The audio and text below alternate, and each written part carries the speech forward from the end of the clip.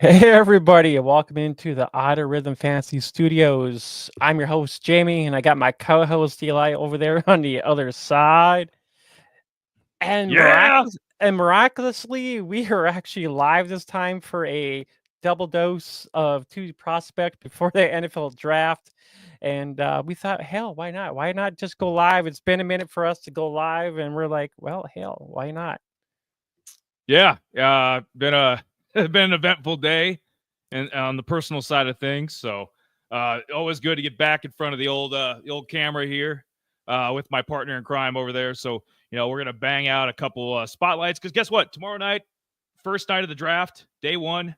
Obviously, Friday, Saturday are gonna follow day two and day three of the draft. So, draft is upon us. So we ran out of time. Midnight struck. We're out of time to do college spotlights. So we're going to crank out two tonight. Kyle Williams, wide receiver from Washington State. I spent a couple years at UNLV and obviously finished up with the Cougars. Worked with some pretty good fantasy quarterbacks. I'm sorry, Cam Ward and John Mateer. And then Darius Lassiter is he's kind of the bonus, bonus spotlight. So we'll do a little bit on him, BYU receiver. He's been picking up a little bit of buzz, a little bit of steam. So we'll see if he can end up getting drafted. So be a fun night. But as always, Jay, where can they find us? Well, I mean, we are on the good old Spotify and all those good fancy stuff. Well, yeah, Spotify, YouTube, give us a like, subscribe there. The Twitter, the X, Instagram, Discord, all those are in the link below. So I mean, you can always join our Discord. It's a little place. I mean, we're not like rocking, but I mean, we have a few conversations up in there and whatnot. So I mean, it's a here and there kind of Discord, but we do this all organically. So yeah. Or you can find me on the Rants and Raves page. Apparently,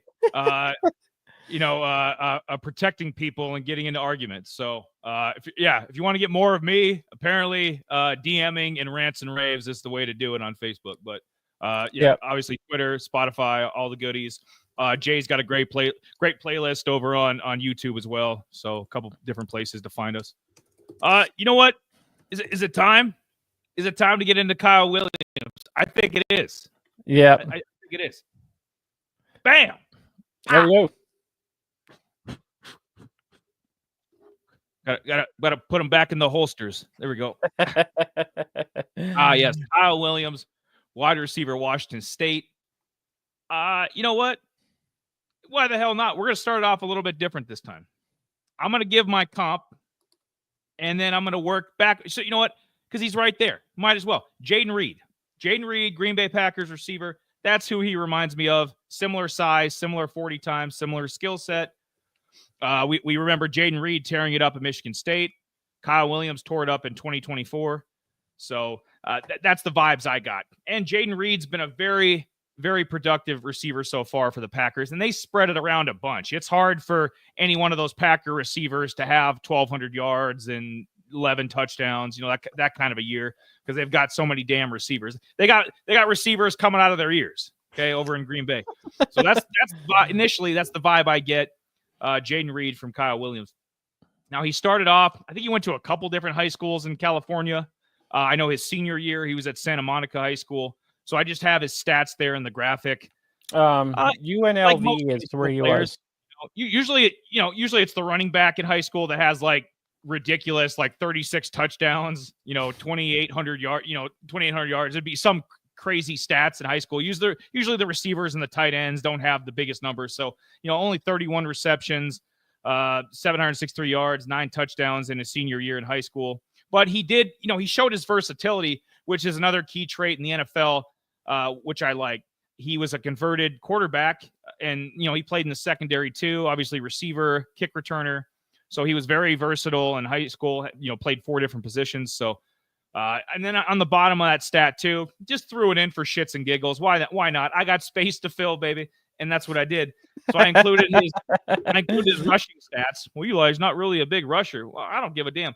He had 1 carry in 2022 when he was still at UNLV. Big D, he's back. Jayden Reed, Packer legend in the making. I love me some Jayden Reed. I don't like how they don't use him as the number one. I mean, they spread it around way too damn much. They target that damn Christian Watson way too many times when he's out there. We know he's fool's gold. Yeah, sign me up for Jaden Reed any day of the week. If Kyle Williams is as good as Jaden Reed, yeah, that third round projection is going to be a steal. You're going to get a steal, and that's not on the fantasy end, but that's just on the NFL draft is that's where I have him projected as a third round. But still, you're getting great value there. But yeah, the rushing stats there, nothing to write home about. Did have a few more carries this past year in 2024. 9 for 57 yards. And you know what? Bam, we're gonna get the ooh. I'm gonna pull this one back up. You know what? I use 3 different sources, Jay. I've said this for months. We keep it simple here at Out of Rhythm. So I use 3 different sources. It'll vary between ESPN, Wall Street Report, Bleacher Report, NFL Draft Buzz, PFF, all the best ones to all the prognosticators. PFF had him as the 9th ranked receiver, number 63 overall. NFL Draft Buzz. NFL Draft Buzz is usually mean. They are. They've always got these guys lower than they should be. Has him at receiver 20, number 128 overall.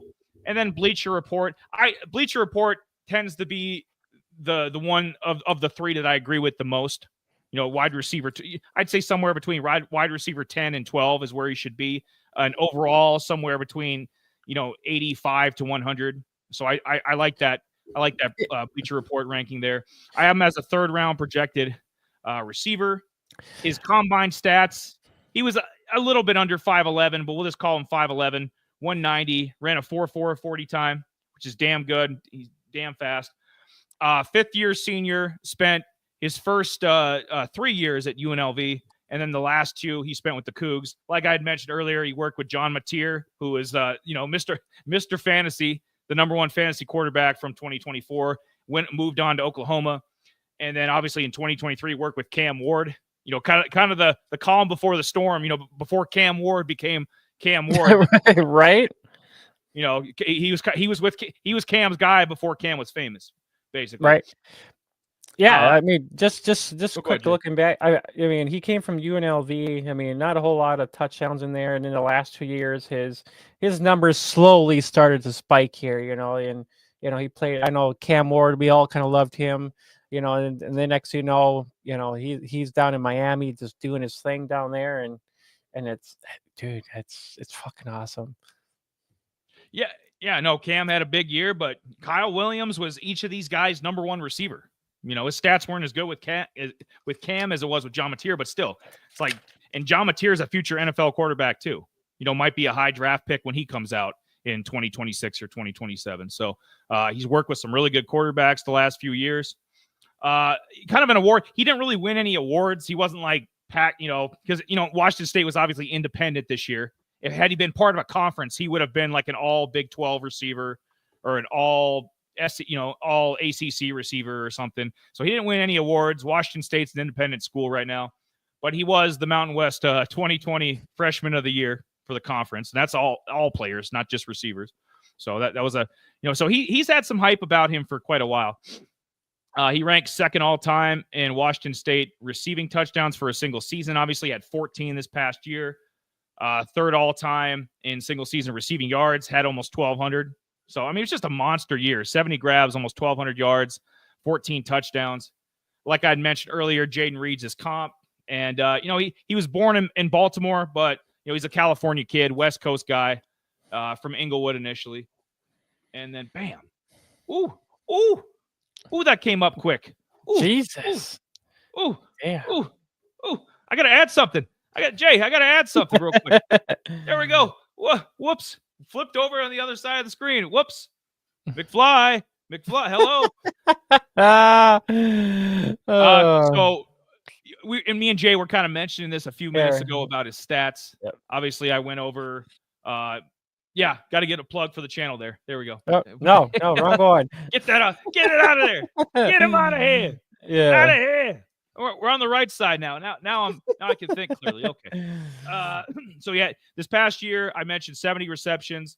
He had 103 targets, so he was targeted quite a bit. He was Washington State's number 1 receiver, and that was in a run-heavy offense. I mean, John Mateer was a dual threat monster this past year in fantasy. So getting 103 targets, nothing to snuff at. He had 89 targets the year before that, so it really ramped up. I mean, he was he was slightly productive at UNLV, but his career took the next step where he's now a projected 3rd-round guy because of the transfer portal and moving on to Washington State. So I'll get to the best landing spots. I kind of blew my load a little bit. Ow. You know what? Whatever. The more the merrier. Sometimes we double up on the graphics. Oh well, it's our show. Do whatever we want. It's been a while since we've been live. I'm so I'm not used to interacting with people. I feel like I've been in the box in prison for a couple months. Yeah, I mean that's the thing about Kyle Williams too, because I was trying to look at some of his advanced stats and stuff like that, and I almost forgot. I'm like, oh, that's right, Mateer was up there, and I'm just like, well, Mateer, I mean, he's the guy who runs off, and he was actually, I think he was a top 5 fantasy quarterback too. Number one. Yeah. The number 1 fantasy quarterback, John Mateer. Yeah, so I'm like, this guy must be, throwing ball. I'm like 14 touchdowns with a guy like with Mateer up in that offense. I thought he would have had like, maybe 9 or 7, with a guy like him stealing all the touchdowns last year. And I'm like, dude, this guy had 14 touchdowns with Mateer. I'm like, dude, that's kind of silly. But I mean, realistically, I mean, they really didn't have anybody else to really toss to either. They didn't really have much of a run game, but Mateer. So there was really nothing else, So a guy like him, yeah. Coughing up that bullshit because they got raided. Miami came and got Cam Ward. I think they lost some offensive linemen too to the portal. Like, Washington State was raided. They lost their damn conference. They got booted out of the Pac-12. Pac-12 dissolved pretty much. Like, so the fact that they had as good of a year as they did, they didn't, they made the Holiday Bowl. I mean, I know Syracuse beat them, but I mean, at least they made a bowl game and they had the number 1 fantasy quarterback. He also moved on, but you had Kyle Williams. Kyle Williams was probably the best receiver that went under the radar this year. I don't think anybody, even people that watched this heavily, knew he had 14 touchdowns. And two of the games, Jay, he had back-to-back 3-touchdown games. I think it's about to show up on the bottom scroll. There we go. Yeah. Utah State back in November. He had 3 touchdowns in that game. Yep. And then at New Mexico, just like a monster fantasy game. He should have been my fantasy player of the week for November 16th. 9 receptions, 181 yards, 3 touchdowns. So he had 6. Jay, he had 6. Let me repeat this: 6 touchdowns in 2 games. This ain't a quarterback. This ain't Ashton Genty. I mean, 6 touchdowns, 2 games, wide receiver. Incredible. Yeah, it is. I was like, what? I had to look back to myself. I'm like, what? 3 touchdowns here? I'm like, oh shit, 3 touchdowns there. I'm like, what? I'm like, how in the hell is that possible? But I mean, you think about it. I mean, Utah State. I mean, they were a kind of average team, and then the Lobes, they were meh, team. So I mean, that part I can actually see them, having 3 touchdowns. Him actually seeing 3 touchdowns in that game, and that reminds me too. I mean, this guy put up 142 yards and a touchdown against Boise State too. So I mean, Boise State there. And then Jay. So it wasn't just against bottom feeding Mountain West teams or FCS teams or Boise. Boise was a playoff team. Playoffs. So he was competitive against them, and they couldn't stop him. Granted, Boise's secondary wasn't the strength of the team, but still, they were a top 10 team all year. So yeah. So Kyle Williams, like I said, he raised his draft stock. After last year, he would have been maybe a 6th round pick, 6th, 7th round pick. Oh yeah, I mean with the numbers he had the year before, he wasn't even a 1,000-yard receiver. Five or 6 touchdowns. Yeah, pretty much. So he raised his stock. I kind of debated a little bit about some of the best landing spots. I wasn't sure exactly where he would fit in. So I went with a couple teams that I read that he had visited or that were very interested in him, and that would have been New England. New England and Kansas City are heavily interested in him, especially as a he could be like one late of those late day 2, maybe early day 3 guy. Definitely I want to say third. he would kind of like filling like that Marquise Brown role. That's exactly what I was thinking too. That Hollywood Brown role. Yeah. And Hollywood was hurt. He's been, I mean, let's just be honest. Hollywood's been irrelevant since pretty much he left Baltimore. I mean, he really Yeah, has. pretty I mean, much. he should have just stayed with Lamar. He got greedy, went to Arizona, went to Kansas City. His career is kind of on the skids. Yeah, So I mean, it pretty much is. It's nothing to really fancy about it. I'm like, eh. When you think about Baltimore wide receivers, you're kind of like, eh, yeah. But yeah, it's one of we're those getting things. we're getting into the weeds when we talk about Marquise Brown. You know, Yeah. that's all I got. The fact that this guy's still in the damn league, ick. But Kansas City, I put at number 1. You know, why the hell not? AFC champs, get to work with Mahomes, Kelsey for probably another year or so. But yeah, let's go over the depth chart here, Jake. Yeah, technically Hollywood Brown is still there, but Yeah. I believe he signed. Let's He say he's signed cut. Let's say he's 1 year cut. deal. Signed 1 year 1 year deal. deal. Yeah. Let's say he's cut in training camp. So we got Xavier Worthy, who was kind of a poor man's Tyreek Hill, had a good rookie year. Rashee Rice, you know, if he gets his off the field nonsense handled and can stay healthy, we know how good Rashee Rice can be when he's on the field. I guess Sky Moore is still in the depth chart. Juju, what? I didn't know Juju was with the Chiefs still. I thought they would have released his ass, but no, I believe they re-signed him too. So you see some of the veteran scrub type guys that they have, and it's like Kyle Williams could come in and get some targets year 1. You know, Kansas City I think would be a real good spot. Hollywood Brown, they cut bait with him in training camp, and that would be my assumption. I think he fits in well there. Pick 95, round 3. The Titans. Well, we got to talk about the Titans.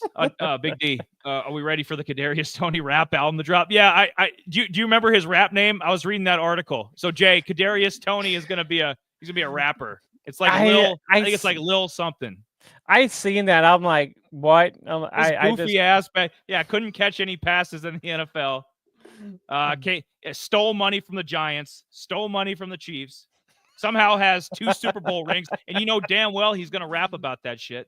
I'm sure you will. We're getting into some lyrics. We're getting into some beats. I believe he could probably fit in because we have Tywan Thornton, who was kind of a bust too. He's been bouncing around. I know that.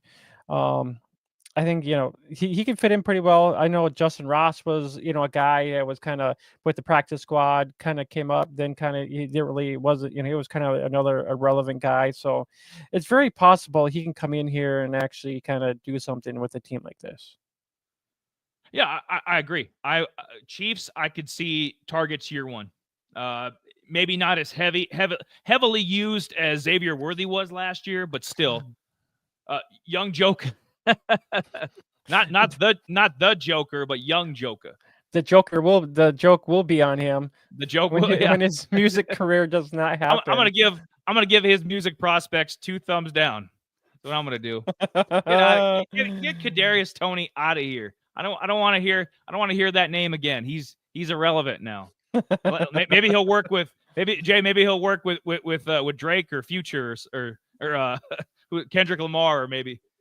There we go. Who knows?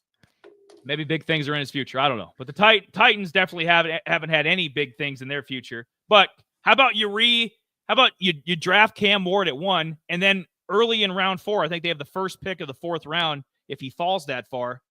How about you take Kyle Williams and reunite 2023 Washington State? Got Cam working with Kyle Williams. What do they have? Let's go over this depth chart here. Calvin Ridley, okay. I'm not the biggest fan, but apparently he's their number 1. I'm not the biggest fan. It's kind of a joke that he's still considered a number 1 receiver, but yeah. Treylon Burks, are you kidding me? Treylon Burks is their number 2. Look at me. I said Treylon Burks is their number 2 receiver. Van Jefferson moving on down. He's their number 3. What the hell? Jaquan Jackson, he was a rookie last year. Bryce Oliver, who the hell are these people? What happened to Westbrook-Ikhine? I think wherever he left to, but at least I knew a few of them. Kyle Phillips, there was a few Titan, 4 or 5 receivers I used to know. But what the hell? What happened? How is Traylon Burks, who should still be at Arkansas to this day? He never should have left college. He should have collected that NIL money as long as he could. He should have went Tyler Shuck from Louisville and stayed 7 years and made all the damn money he could have. It's awful. But it is pretty damn awful because I mean the Titans really don't have an offense. They need weapons. No. After I mean, they better get a good quarterback. Hopefully it is Cam Ward. Yep. And then they need to load it. I mean, Pollard, Spears, I mean, that's okay, 1-2 punch, but they're gonna have to try to get a good run game here. At least draft somebody. I don't know where all the draft stock is, but you need some running backs too as well for some in case one of these guys tends to go down. Pollard, he ends up not being too great either. I mean, kind of injury prone guy here and there. Yeah, they're not working with much. Yeah. But if he was taken, he that's another place. He'd get targets year one. Because who's going to hold him back? Van Jefferson? You kidding me? Really? I thought they might, I think they're going to take a couple receivers, to be honest. You have to. You can't. Yeah. Traylon Burks cannot be your number 2 receiver. Like second round, they're going to take, whoever. Emeka Ibuka, if he falls that far from Ohio State. Kind of maybe Luther Burden from Missouri, one of those kind of guys they'll take early second round. And then you come back and, first pick of the 4th, you take Kyle Williams. And then boom, your receiving core isn't great, but it's upgraded. At least some of these scrubs won't be seeing the field. Bryce Oliver, who the fuck is that? Who's this? Patriots. They've been rumored to take him. Not exactly here, but they've been very interested in him. They like to take, I took pick 106, early 4th round. They like guys in this spot. Remember last year with Javon Baker. Javon Baker was a 4th round receiver they took. Yeah. So they like taking these guys 3rd, 4th round. That could be a good fit there. Let's go over the depth chart with the Patriots here. The booty man, Stephon Diggs, who I think is shot. Absolutely shot. It's I heard there's possible that they might be they might get rid of the booty monster. So I mean he's possible up for trade. So he'd be the first. He'd be, even the damn what's his name? Terrace Marshall, from the Panthers. Even he lasted longer with his team than the booty man. Yeah. He didn't get the booty. But right now, Jay, he's listed as a starting receiver. So I mean, that would be quite an up and down career. He's a 6th round pick out of LSU, and then 2 years later, pretty much 2 years later, he's the starter, and then he gets cut. Wouldn't that suck? But Jalen Polk, I'm surprised. Jalen Polk is really falling down the depth chart. Like he might get cut. I can't believe, we remember him from Washington. Yeah. I mean, I thought he was actually going to be something. Yeah, I did too. And it turns out that, Jalen McMillan from the Buck, who we took last year, Jalen McMillan might end up being the best receiver of the 3. Yeah. We haven't seen much. Dunze, him, and I think we'll see. I think we'll see a little bit something from Rome this year. I believe. I mean, now we need to. He's a top 10 pick. So from the things of it, because Allen is out. So I believe we should be seeing a little bit more from Rome this year. So I'm kind of happy with that. My one chair, I'm rooting for this guy to excel his second year. The Buccaneers got lucky with McMillan. I'll say that. Polk, I was hoping for higher hopes for him because he was their other leading guy, with the Huskies too. But now, I mean, it's looking iffy. Either maybe traded, cut. It's not looking good. He's buried in the depth chart right now. Not looking good for Jalen Polk. Demario Douglas, I think he's solid as a slot guy, but I think he should kind of be a backup or remember Scotty Miller, from the Bucks and Falcons, maybe that kind of guy. I don't think Demario Douglas should be a starting slot guy on a good, to, playoff level team. So I think they could use an upgrade there too. But who else you gonna stick in there? They got Mac Hollins can't even wear damn shoes. Mac Hollins doesn't like wearing shoes, and they have him listed right now as like the 4th receiver. And I'm like, their receiving core needs an upgrade for sure. Kyle Williams, another spot I think he could step in year one and get some targets, have some fantasy value. So keep an eye on him to the Patriots. They've been very interested. You know what? I threw in the Browns because why the hell not? They're not working with much. They need cheap labor. We know that. Depth chart here. Jerry Jeudy is their one, which I don't agree with. I don't think Jerry Judy's a one. Kyle Williams wouldn't jump him, though. Like, Kyle Williams isn't going to be their one, but you get my point. Like, Jerry Jeudy should not be a number one receiver. I'm sorry, he's just not. Cedric Tillman, he's kind of moved up the depth chart by default. Coming into his third year, hasn't shown a ton. Michael Woods, who was a 6th-round pick a few years ago, apparently, he's in the mix to be a starter. That's a joke. David Bell, he's somehow still around. Jamari Thrash. I remember Thrash from Louisville. I remember him coming out of the draft last year. I think we kind of mentioned him a little bit, but the Browns need some receiving help, Jay. Yeah, they do. They very much do. Kyle Williams, that's the thing we haven't mentioned yet. He's a versatile guy. You could put him in the slot, or he could be an X. Yep. He could return kicks, X receiver, slot. I mean, there's a bunch of spots that you can put Kyle Williams at. And the Browns just need talent. I mean, they really do. I mean, they're not. I mean, I guess Jerry and Cedric Tillman could be your kind of outside guys. And if you wanted to put Kyle Williams in the slot, I think that in a pick 94, I think that's a damn good spot. I think that's where he should go. He'd work well in Cleveland. With their new quarterback, Shedeur Sanders. Yep. Bye-bye. Bye-bye, Deshaun. Bye-bye. We can add another another name to the Browns list of names. The long list of quarterbacks they always pick every year that are in the trash heap. Joe Flacco might start again. Who the hell knows? Right? Oh, man. Funny, sad and funny all in one.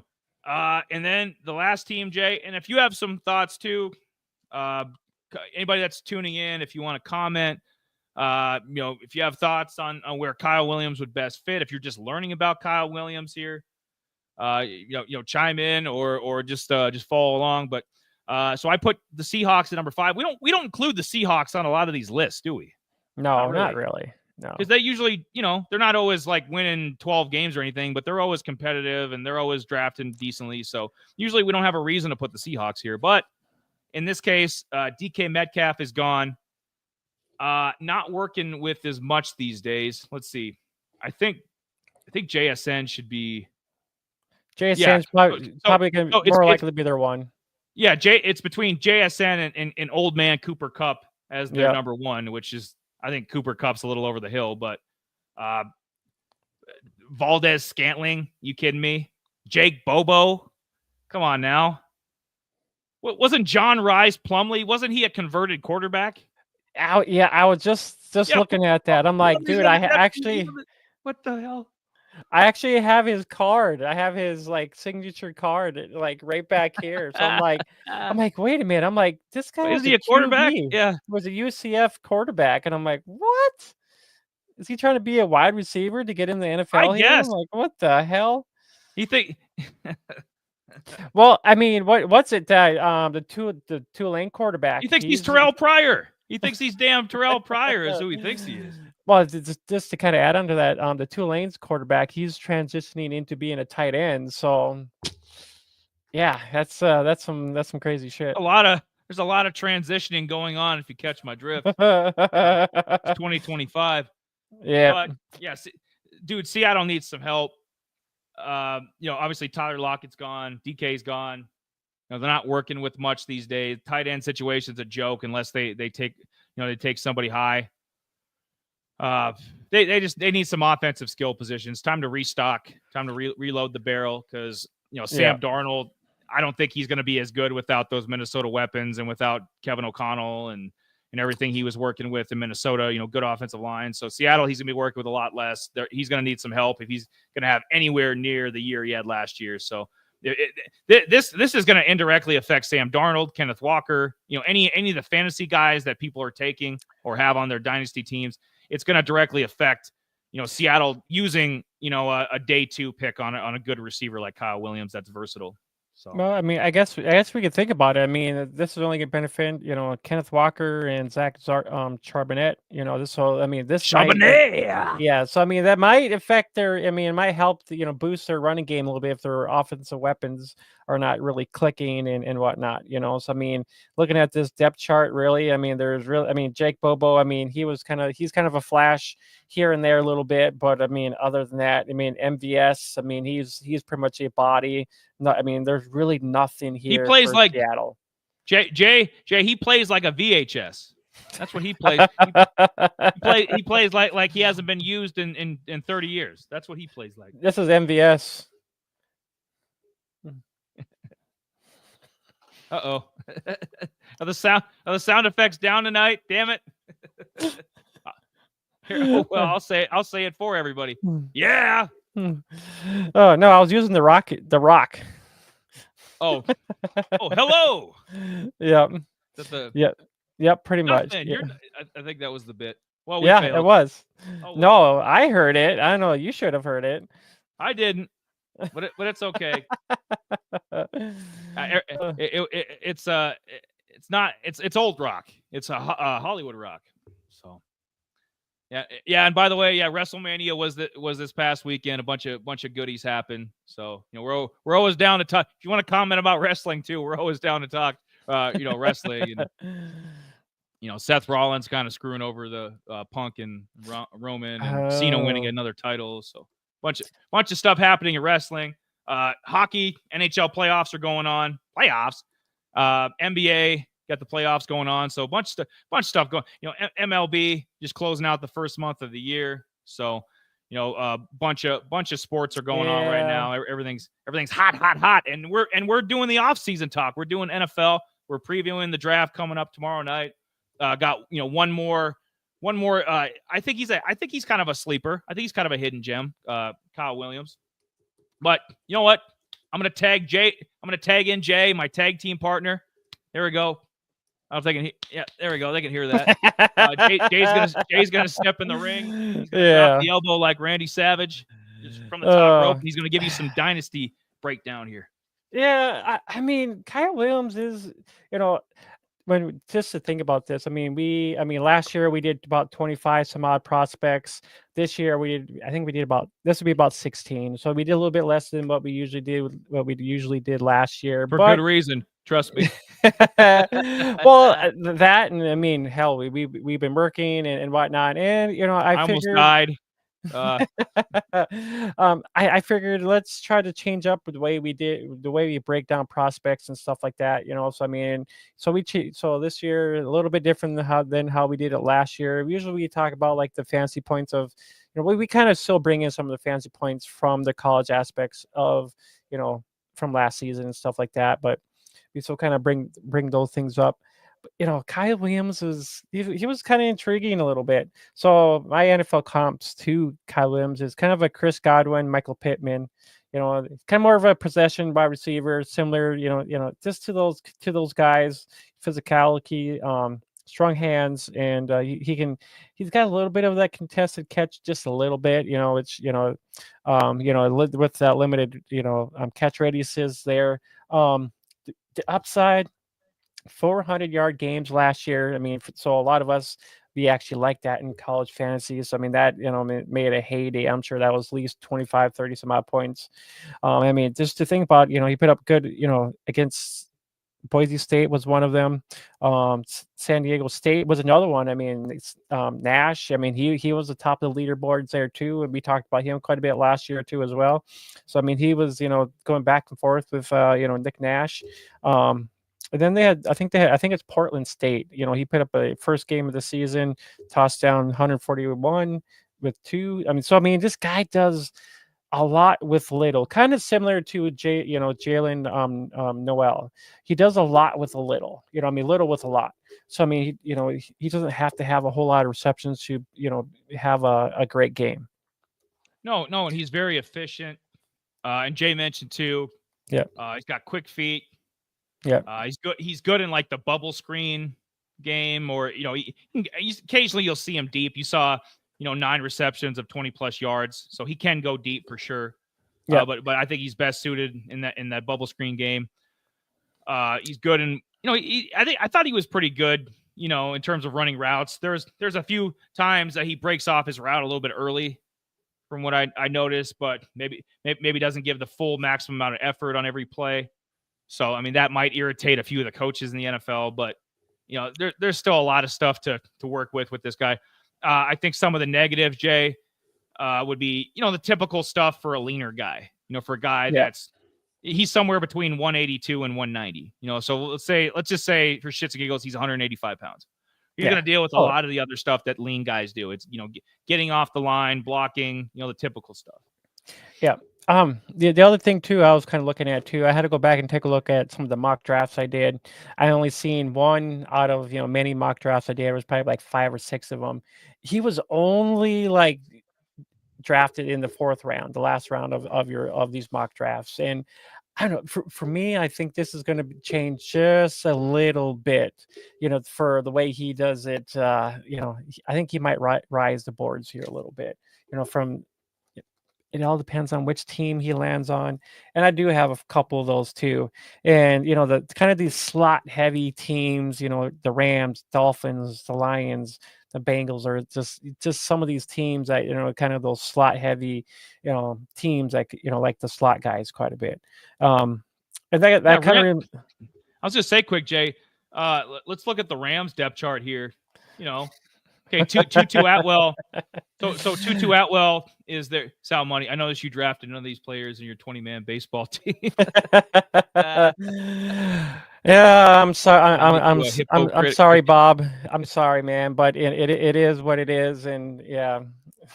What can we say? There's no Otani here. Yeah. Yeah. No. Rams depth chart, Tutu Atwell. If we wanted like an honorable 6 team or something in my little list, Tutu Atwell he's kind of, I know they re-signed him to another like year or 2 deal. I didn't understand that. Tutu Atwell has been a bust to me.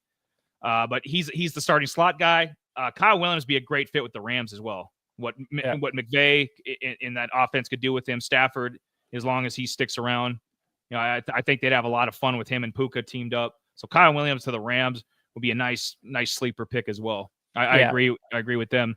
Having a slot heavy offense. Yeah, for sure. And the other quick thing is, just looking kind of the breakdown, some of the key metrics. He had 9 receptions, over 20 plus yards, in the red zone. 6 receptions, 5 touchdowns. And it's kind of a 6%, average. When he kind of gets in the end zone, into 20. In the red zone, so yeah, right. It's been one of those days, man. It's just, if only you seen me at work. If you only seen me at work today, but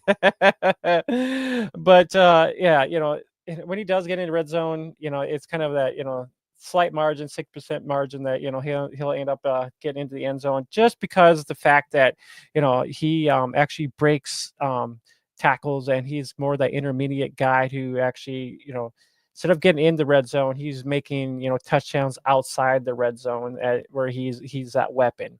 And that's the other guy we'll be kind of mentioning here too in a little bit too as well. So Kyle Williams, 5.6 receptions a game. So I mean, with all the the 70 some odd receptions he had this year, he was averaging almost 5. Getting looked at quite often. 20% of the target shares there. So I mean, that's quite a bit. So that goes to show they really didn't have a run game. They were looking at him quite a bit there. And his John Mateer was their run game. Yeah, pretty much. Damn quarterback. Yeah, fucking running back. 71% catch rate. I mean, that's huge. A guy that that was pretty much the focal point of the offense. Catching whatever comes at him. I mean, is impressive. You don't see a whole lot of them. I mean, you don't see in a 70% catch rate. I mean, he's not dropping the ball. I mean, that just shows he's got some good hands. We just his strength and weaknesses. Y'all can see that. Good football IQ. He's got yak out the yards. Pretty much a slot weapon kind of guy. He's got that elite quick burst to him a little bit in the open field. He's kind of a technician a little bit, and he has to be. Jay, he's not that strong. Yeah. You know, I looked, you know, like it shows all these guys' measurables from their pro days and the combine. I saw that he didn't do any reps. You know, like the bench in the 225. So I don't Yeah. even know if he can. So he's not physical. He's not very strong. So it's all going to have to be getting the ball to him in space quickly. That's Yeah, yeah, and that's the weaknesses, limited catch radius, with him, kind of, with him breaking apart from DBs, that's gonna probably be something, transitioning into the NFL where he's gonna have to be able to push a DB or whatever, the first 5 yards, to get open right away, So I mean, those are some things he's gonna have to learn, which is, his size, and it's gonna be scheme too, I mean, the scheme of which team he lands on, that's going to help him out in the long run. If he falls down to a team where he's very down in the depth chart, that's going to hurt him quite a bit. And that reminds me here. So the ceiling, mid, and floor for this guy. We'll start at the floor here real quick. He's kind of a Greg Dortch / Trent Taylor, kind of the gadget special team guy, low fantasy impact. If he lands on a team where it's really a wide receiver heavy, he's going to be really down there. And we've all used Greg Dortch, I think, at some point, especially if you're desperate in a 16-man league. D, if you're still watching, you know what I'm talking about. You get a little bit desperate. You're gonna use a guy like Greg Dortch. So even his floor at Greg Dortch, and there's nothing wrong. I mean, going to be an NFL player. You're going to deeper leagues. You're going to use him in fantasy at least a few weeks, waivers or deep on your bench. So, Kyle Williams, Greg Dortch is the floor. I agree with that. Yeah. And then for a mid to be kind of a Josh Downs, we all love Josh Downs from UNC. Jaden Reed, Josh Downs, that's very realistic. Being an 800-yard-ish receiver, somewhere between 600 to 800 yards. Yeah, 5 to 7.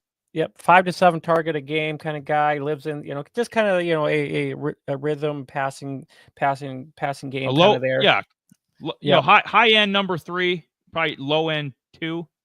This would be kind of a mid 2-ish, when it comes to Josh Downs. He's kind of that mid 2-ish. And then we got the ceiling, kind of early years of, the Tyler Boyd, 9 to 1,000 yards, pretty much just kind of that high catch rate, the bad Bengal years, the pre-Joe Burrow Tyler Boyd. Yeah, he was pretty. I mean, he cranked out a few 1,000-yard seasons. So I mean, Tyler Boyd. It seems laughable now because he's been passed around like a cheap whore, but he used to have a bunch of fantasy value. Greg Dortch, 3 a.m. text, you awake? Yeah, I mean, that's kind of a breakdown of Kyle Williams. I mean, we had an opportunity. We finally got an opportunity to break him down, and there are just so many guys in this draft that, I mean, especially for us, just looking, just the college side of guys. We're just like, just so much talent. I'm like, I wouldn't mind that guy. I mean, we covered Pat Bryant. I mean, there were a couple of freaking Wester, from Colorado. I mean, Wester, RJ Harvey, who I loved. That was probably my favorite spotlight we did. I thought that, if you really want to watch a good spotlight that we did, closed caption, of course, because none of this was live. The one we did on RJ Harvey would probably be one of the best. And I think he's going to be an absolute steal. Like, if he's an early day 3 guy, RJ Harvey has the potential to be just as good as Ashton Genty. Yeah, I said it. You damn right I said it. He has every bit the opportunity to be just as good as Ashton Genty. They have a similar skill set, similar size. RJ obviously played at UCF, but that was one of my favorite 2025 spotlights. And there's a couple others that we got to as well. We did Dylan Gabriel. Yep. From Oregon. We did Kyle McCord was another guy. Kyle McCord was another one. Kyle McCord is he's another guy that has the potential to be just, if things swing the right way and he gets the right coaching, he could be every bit as good as Shador and Cam Ward for sure. Yeah. Yeah, there is. So I mean, this is just one of many guys that we did. I mean, it's fun breaking these guys down and giving a little different metric on a lot of these things. And it was nice because we actually there was some random person on X who actually was just looking up random content creators who did and he came across our RJ Harvey, and he gave us a praise. I mean, he liked our breakdown, how we, put everything down to RJ Harvey. I mean, the potential of what he can bring to the game. So I mean, that's why we break down these guys individually, give you guys a little bit more aspects of, well, hell, I didn't think about this guy before. Well, here's some things, to think about Kyle Williams. So this is why we do things like this. Yeah, and we're trying to find guys off the beaten path. We didn't, we didn't do Tyler Warren, we didn't do Shador Sanders, we didn't do Cam Ward, a lot of Ashton Genty, any of the more famous skill position guys. We tried to find a few more hidden gems, guys that we knew would be risers, like Kyle McCord, Colin Cowherd, or these other pundits. I mean, they kind of came in late to the dance on Kyle McCord.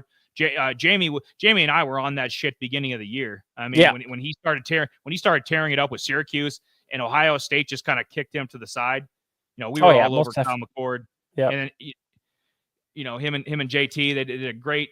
I wasn't doing that one actually. That was that was JT and Jay over here. So they did a great Kyle McCord one. If you want to check out something a little bit different, you can mute. There's probably people that mute me anyways, but you get to mute me for a little bit, and you get the best of this guy. So Kyle McCord, that's a guy to watch in fantasy. You see where he lands. If the Browns want to take a quarterback in the third round, if McCord stays around that long. I know Tyler Shuck from Louisville, he's been picking up steam. I think he's 26 years old. That I don't know. That's got Brandon Whedon. Remember Brandon Whedon? Remember the Cowboys when they took Brandon Whedon? That's got Brandon Whedon. And then if you guys are a little bit older, if you remember 25 years ago, Chris Winkie, from Florida State. These older 26, 27, 28-year-old quarterbacks. I mean, not everybody's Kurt Warner, Jay. Not everybody's going to strike gold later in their 20s. So Dynasty potential here, I gave him about a 5 across the board, because I think there's some sleeper potential with this guy. Even if he does go, in our rookie mock drafts, if he goes, I think he'll be a 4th rounder. But I mean, it all depends on how big your rookie drafts are. For me and myself, I only seen him go in the 4th round. But if he lands on a team where he's got potential, this guy could end up a 3rd round guy in my aspects. Receiving value, gave him a 6 just because, the high catch rate. He hasn't really dropped a lot of balls. So that in that aspect, I like that. And I gave him a 4 for NFL readiness, just because there's some things for him he's got to work on. I mean, he's not the, the top guys we're looking at here and whatnot, So that's just my breakdown of Kyle Williams here. Yeah, I think it was a great breakdown. It's cool to do one of these things live. Normally they've just been, audience free, and we do our shtick, and then we get off. No, not tonight. Not tonight. We're available. We got to keep you. Got to keep you focused. That's the whole point of the game, right? Yeah. Keep him without the audience. Keeps him focused and on track. Yeah, all right. All right. So we got one more for you, and this guy is a BYU guy. He's in my aspects, he's kind of our Bub Memes from last year kind of a guy, and just to kind of get his name out there. Probably maybe not a lot of you guys know about this guy, and that's why I kind of wanted to bring him to light a little bit. He's kind of a flash in the pants just a little bit, but I mean, this could be a guy that we talk about later in the year. It'd be like, oh, hey, these guys actually started talking about him. So this will be a guy for you to just jot down, remind it, put a little star, and when Sleeper does put him out there, whenever, but put a little name there, star him, so you can, put him on your watch list and whatnot, so that he's there ready for you. Yeah, and Darius Lassiter, he was a hard guy to get a hold of. I tried to call. I did. I was like, "Yo, Darius, what's up?" Yeah. I can't find much on you. I found a few YouTube videos. I remember seeing you, choke a few times in those big games late in the year and cost BYU a playoff spot. Playoffs, yeah. And then I saw you at Oklahoma. You caught the game-winning pass at Oklahoma State. That was sweet. That was great. Thank you, Darius. Yes. But we did have a few tidbits on him. This is the bonus round here. Okay, you won the game. You get a bonus round, and here it is. Darius Lassiter, wide receiver, BYU. Normally, say we do a whole elaborate. We'll do a bunch of graphics and a bunch of things. But I don't know if Darius is going to be drafted. I really don't. This is up in the air. He's not projected by any of the major outlets, ESPN, Bleacher Report, Draft Buzz. None of these places really have a lot on him. They have his stats, obviously, which were, solid. I don't like his catch percentage, to be honest. It's kind of pathetic. 45 receptions on 96 targets. And Retzloff was a decent quarterback. Like Jake Retzloff, BYU quarterback, was a decent player. So you can't even blame it on him so much. And BYU, I think they won 11 games. Yeah, they started out hot on the year. They did. They were supposed. Yeah, they choked. It wasn't supposed to be Arizona State representing the Big 12. It was supposed to be BYU. They fucked that up. Had two good running backs, Rapati and I forget who the other back was, but RJ, LJ. Yeah, LJ Martin. Yep. So good backfield, and and Lassiter wasn't even the leading receiver, so they had a couple of these. Chase Roberts. Chase Roberts was a guy. Chase Roberts. So I love couple decent running backs, couple decent receivers, good quarterback. BYU should have had the recipe, and then they choked it away. But still good year. He spent 2 years at BYU, spent another year at Eastern Michigan, and then before that, he was a JUCO guy. He played. Have you ever heard of the Butler Grizzlies? Anybody listening? Anybody out there in the interweb? Anybody heard of Butler Community College and the Grizzlies? Because I know I sure as hell didn't. I was like, what the hell? But no, he was an honorable mention All-American in 2021 at the JUCO level. So, and he worked his way up. Wasn't the typical, usually you think of BYU, you think of Mormons. You think, oh, he was on a, Taysom Hill or something. Oh, he was on a mission for 5 years or 3 years, or Dallin Holker. Dallin Holker last year from Colorado State. You think of guys like that. This wasn't that. Okay, he wasn't on any mission. He spent 3 years at a JUCO school, 1 year Eastern Michigan, 2 years BYU. Like I mentioned, had 45 receptions on 96 targets, a little over 700 yards, 4 touchdowns. So not great. Didn't even crack the top 100 in fantasy receivers last year in FBS. Yeah, he had. I mentioned, he's projected to be a 2025 undrafted pick. Might end up on a practice squad, and that's why we're mentioning him. Because there's been guys before that have been completely off the radar that have somehow get drafted in the 7th round, or somehow like, where the hell did this guy come from? It ends up his 3rd year, he ends up getting 30 receptions in the NFL. So, we're kind of aware of him. He's been getting a little bit of buzz. I think what hurts him the most is that 40 time. He only runs a 4.65. Yeah. But look at some of the Devontae Adams ran like a 4.6, I think, and Devontae's could be a Hall of Fame receiver. Amon-Ra St. Brown, I think, ran a 4.64. He's one of the best receivers in the league now. So Mike Evans ran a slow 40 time. Mike Evans gonna be a Hall of Famer. So it's not it's not gonna be the end all be all. So got decent size. His pro day 6'2", 203. He's like I mentioned, 6 years in college, which is what a couple of these other underclassmen should have done. They should have stayed. Traylon Burks, he should have stayed in college 8 years and crafted his skills, because he still doesn't have any. Fantasy points, had almost 9 per game in 2024. So per game it was solid. Nothing spectacular. He had a few good games. there was a couple games. Yeah, a few 100-yard games. Oklahoma State was a 100-yard game. Yeah. I thought he had another game that was 120 yards. I think he had like 139 against Oklahoma State. Baylor and Arizona State. Baylor, Arizona State were the other 100-yard games? Yep. Okay. Yeah. So, 300-yard games? That's solid production. Yeah, it is. For what BYU was doing, he's more your kind of that possession wide receiver. I would, for me, honestly, I would have loved to see a little bit more from him, and I would have loved to see a little bit more of the the touchdown upside and whatnot. We're not quite done yet here, Paco. I wanted to get that up there so that once you look up Darius Lassiter, because it was hard enough for me, probably hard enough for you too. You can go over and find us on social media.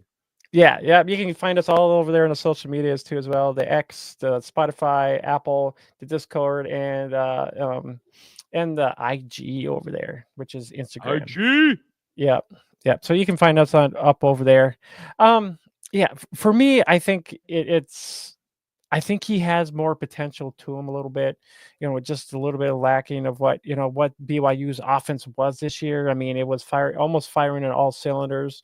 I mean, I know he had just a few 100-yard games there, which for me, I guess it could have been a little bit more. I mean, I would have loved to see more touchdowns from him. I mean, he only had 4 touchdowns on the season. I mean, not that great. I mean, 703 yards, give or take. I mean, that would have been a little bit more. I mean, with almost 100 targets, this guy should have been at least in the 60s, reception area, for almost 100 targets. I know I'm supposed to be positive. Usually I am when it comes to these guys. But 45, that's like Anthony Richardson percentages. 45 on 96 targets.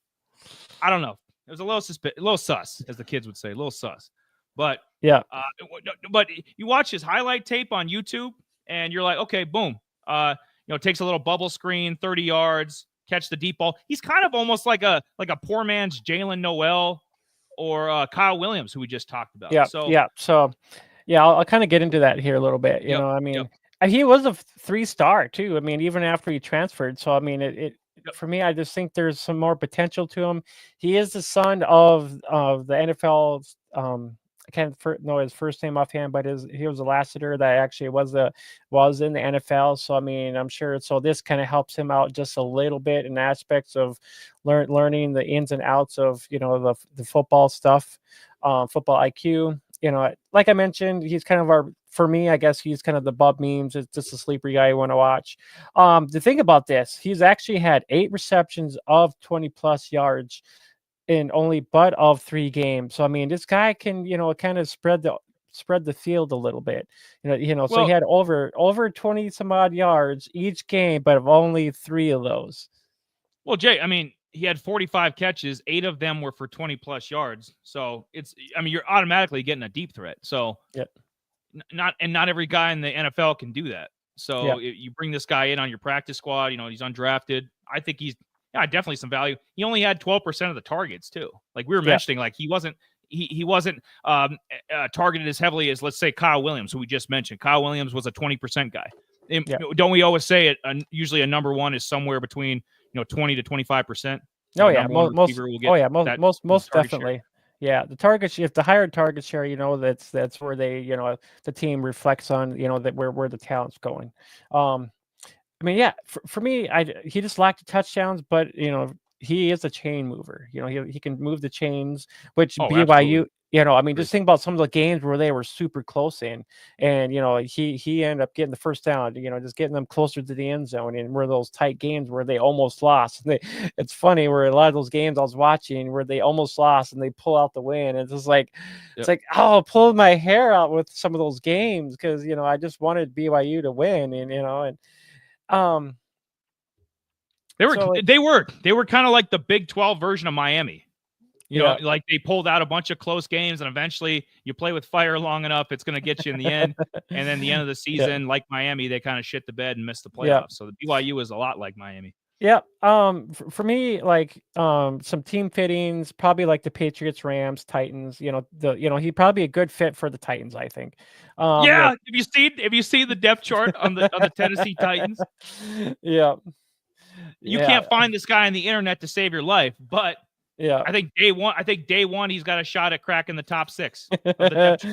Yeah, pretty much. So I pretty much my draft projections, for rookie or for rookie mock draft or rookie drafts, pretty much he'll be a watch list for you guys. But overall, 7th round, possible 7th round, which is why I say above memes. Or he'll be an undrafted free agent. For dynasty aspects, it all depends on, how many rounds you guys got. If it's just gonna be a 4 round or 5 round, this guy could be, maybe a 5 round guy, undrafted, or just a, just a watch candidate, which I mentioned already. If it's a 14 plus team, you know, with leagues, with a taxi spot, this guy could be a guy you might want to, just start throw at. NFL comps for me. So Brandon Cooks and a T.Y. Hilton. You know, these are comps that I, kind of like for a Darius Lassiter. Only because these I guys think you are. forget. I think you know how good Brandon Cooks is. He was on the Cowboys. I think people forget how good Brandon Cooks was when he was with the Rams and Saints. Like he was a damn good, even for the Patriots for a little bit. Like Brandon Cooks was a above average receiver for quite a while. That's lofty stuff for an. I mean, I appreciate your boldness, Jay. Yeah. But Well, for an undrafted free agent to be as good as Brandon Cooks. Well, hey, I'm just putting it out there just because Bub Means is doable.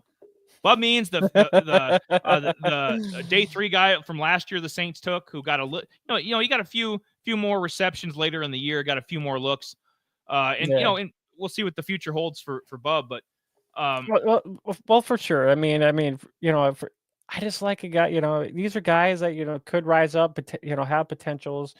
Just a guy in like this could come out of the woodworks. Is a team that's going to take a risk on somebody.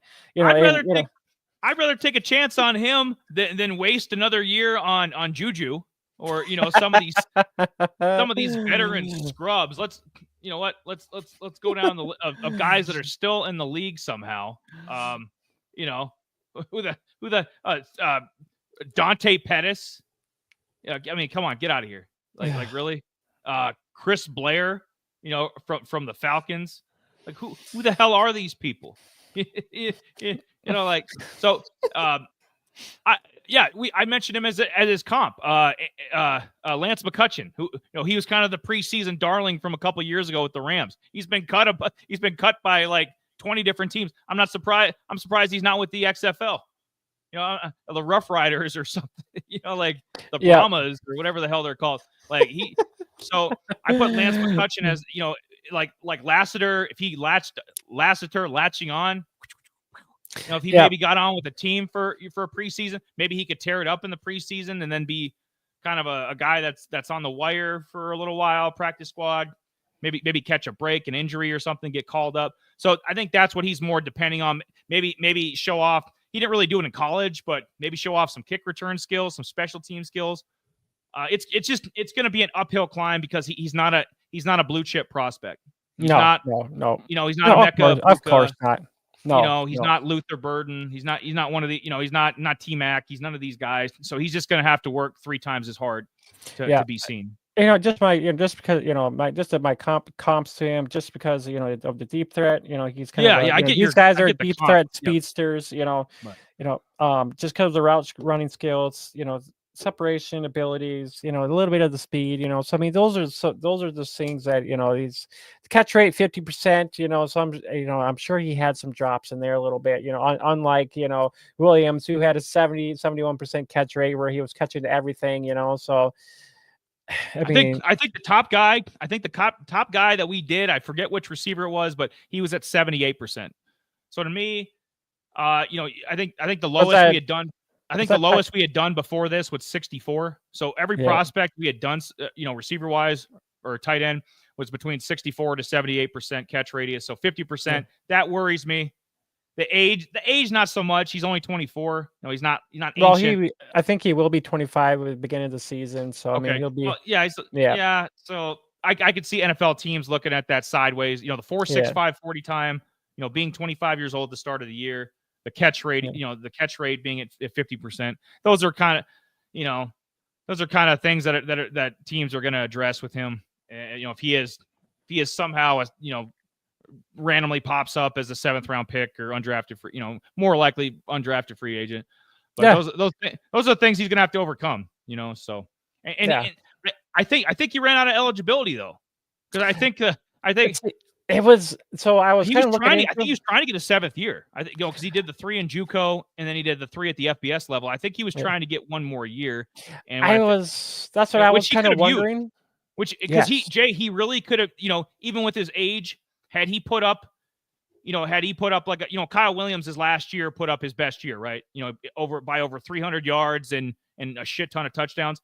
I think what would have helped Darius Lassiter is if he had come back to BYU in 2025, had like an 1,100-yard season, maybe double-digit touchdowns, got that catch rate up over 60%. I think all those things would have helped him be a late-round pick. I think he would have been definitely drafted in 2026.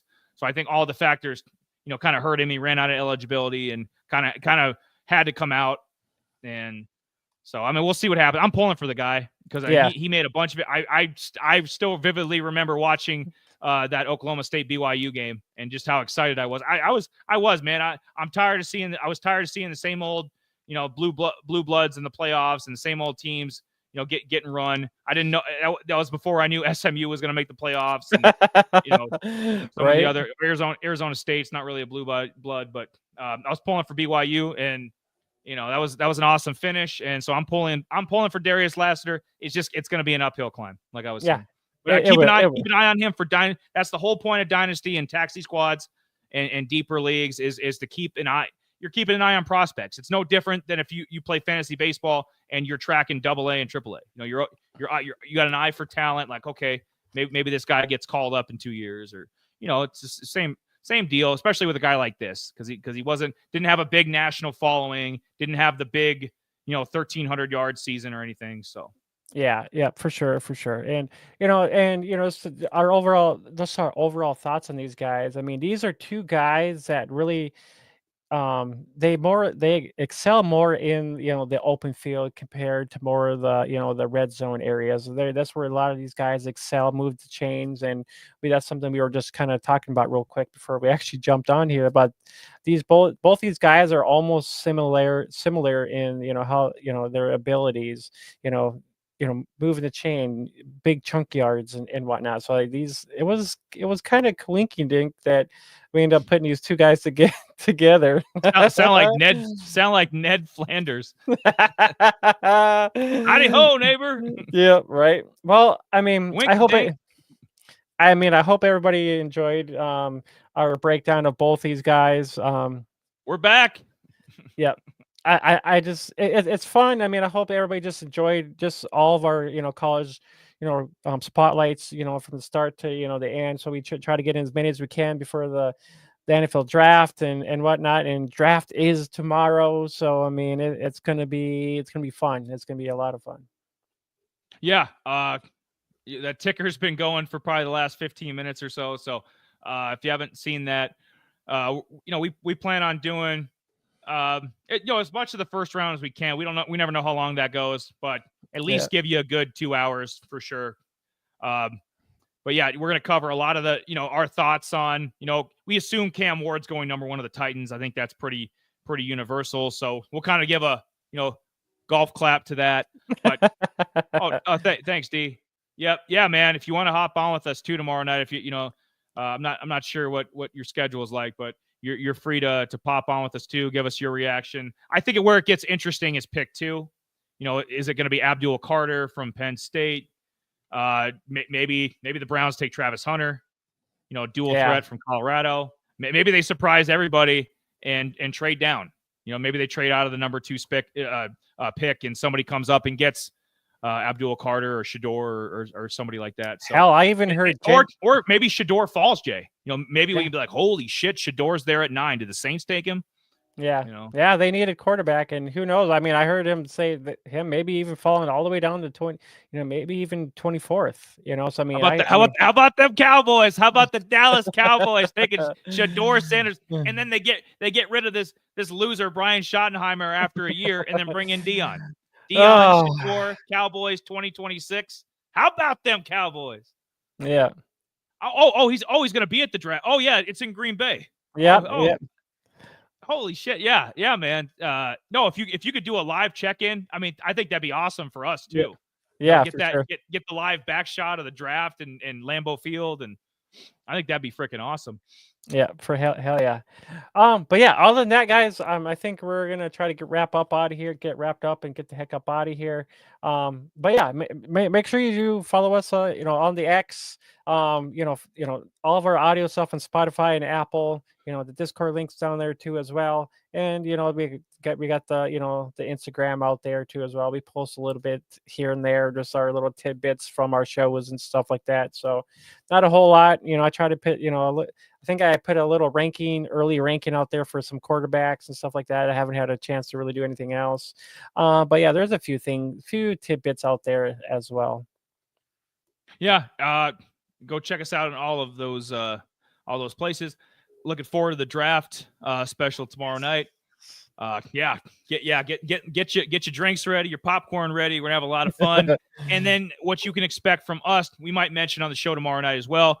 I think we're gonna get more, as May comes up upon us. I think we're gonna get more into the transfers. We kind of stopped doing that. We had some stuff come up. I had some health stuff. Me and Jay, kind of job transitions as well. So yeah.